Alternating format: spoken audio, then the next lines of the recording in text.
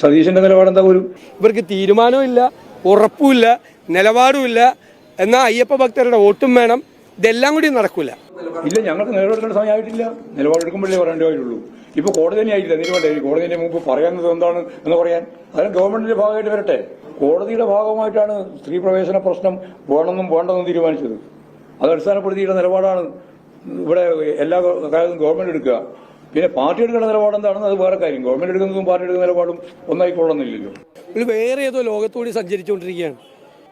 സർക്കാർ നേരത്തെ പറഞ്ഞിട്ടുണ്ടായിരുന്ന ഇതിൽ മാറ്റം ഉണ്ടാവുക എന്ന് പറഞ്ഞുകൊണ്ടാണ് പല സംഘടനകളെയും കബളിപ്പിച്ച് ആഗോള അയ്യപ്പ സംഗമത്തിന് ക്ഷണിച്ചത്.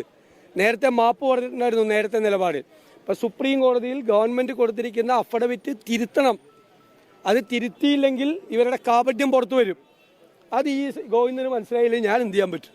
പച്ചക്കല്ലേ പറഞ്ഞത്, മലയാളത്തിലല്ലേ പറഞ്ഞത്. ഗവൺമെൻറ് ഉരുണ്ട് കളിക്കുകയാണ്, അഴകുഴമ്പൻ സമീപനമാണ്. ഇന്ന് വരുമ്പോൾ അത് പറയണം, ഞങ്ങൾ തിരുത്താൻ പോകുന്നു, ഞങ്ങൾ തിരുത്തി അഫിഡവിറ്റ് ഇന്ന് കൊടുക്കാം. 10 മിനിറ്റ് മതി ഒരു അഫിഡവിറ്റ് തയ്യാറാക്കാൻ. സാമൂഹ്യ സാഹചര്യങ്ങൾ മാറി, അതുകൊണ്ട് ഗവൺമെൻറ്റിൻ്റെ അഭിപ്രായം മാറി. ശബരിമലയിലെ സുപ്രീം കോടതി വിധി നടപ്പാക്കരുത്, സ്ത്രീ പ്രവേശനം അനുവദിക്കരുത്. ഇതാണ് സർക്കാരിൻ്റെ നിലപാടെന്ന് തിരുത്തി കൊടുക്കാൻ എത്ര മണിക്കൂറത്തെ ചർച്ച വേണം? എത്ര മണിക്കൂറത്തെ ചർച്ച വേണം?